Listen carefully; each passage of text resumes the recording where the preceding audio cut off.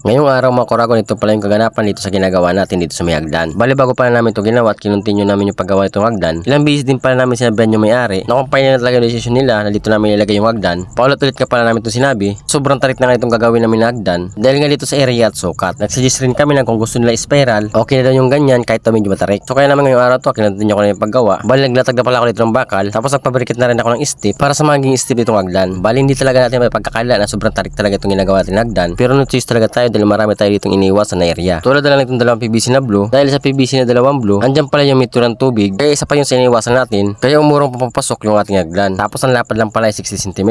Kaya napakasikip talaga itong area na to. Tapos mayroon pang kanal na iniwasan. Kaya no-choose na lang talaga kami. Kundi gawin na lang kung anong napag-divide lang sa sukat. So ganito pala yung itsura nung ipabrikat ko na yung bakal. Tapos nilatag ko na dito sa may hagdan. 37 by 22 cm, di ba ang taas? Kaya pagkatapos ko nga palang ikabit yung step na stirrup, sinunod ko na palang ginawa itong mga forma. Bali 7 piraso na lang pala yung ginawa kong forma. Kasi yung unang step ay binuhusan ko na, tapos pinormahan ko na. Isinabay ko na kasi doon sa pinaka-pundasyon. So bali ito palang ginagawa kong forma. Ito pala yung mga binaklas namin dito sa ginawa namin na slab. Dahil kinalas na pala namin yung mga scaffolding at yung mga pinulik na ginamit namin dito sa pag-i-slab. Halos mga 12 days na siguro o 15 days na simula nung binuhusan tong slab. Kaya nang binaklas na namin para magamit ko nga dito sa gagawin kong hagdan. Pagkatapos ko nga gawin yung forma, sinimulan ko na pala yung pagporma nitong hagdan dahil para mabuhusan lang dahil maya-maya lang kasi bubuhusan na namin to. Shoutout pala sa mga master natin na karpintero at sa mga master na gumagawa ng mga hagdan dahil marami nag-comment doon sa post ko na hindi malano tayo nagbigay ng advice sa may-ari o nagsuggest man lamang at bakit pala pinilit natin yung paggawa nitong hagdan. Na alam naman daw natin na sobrang tarik at sobrang taas. Tinuloy pa rin daw natin yung ginawa yung hagdan. Totoo naman talaga yung sinasabi ng mga nagko-comment. Pero tulad din sinasabi ko na paulit-ulit kong sinasabi na bago rin natin gagawin yung mga isang bagay, syempre magkukonsulta tayo sa may-ari o magsasuggest at nagbibigay din ng babala bago natin gagawin yung isang bagay. Dahil tayo kasi manggagawa ang mga nakakaalam kung ano magiging itsura ng mga ginagawa natin. Kaya dapat lang malaman ng may-ari yung mga proposal na ginagawa natin habang hindi pa natin nagagawa. Sa madaling salita, bago natin to ginawa, ay paulit-ulit natin sinabihan yung may-ari kung talagang okay sa kanila yung ganun na step. Kaya naman hindi natin to gagawin kung hindi dahil sa kagustuhan nila wala tayong basbas nang galing sa kanila. Dahil sino pa naman tayo, na trabador lang tayo sinasahuran. Kung anong gusto nilang ipagawa, susundin nilang natin kahit alam naman natin na yung kalalabasan ay tulad na lang ito. Kumbaga ang point natin, hindi tayo masisisi kapag nagawa na tatapos na dahil ilang beses din tayo nagbigay ng advice, paulit-ulit na pagsasuggest. So by the way, pagkatapos pa natin pormahan, inumpisa natin yung pagbuhos itong hagdan. Pero bago lahat pala mga Kuragon, shout out muna kay WARD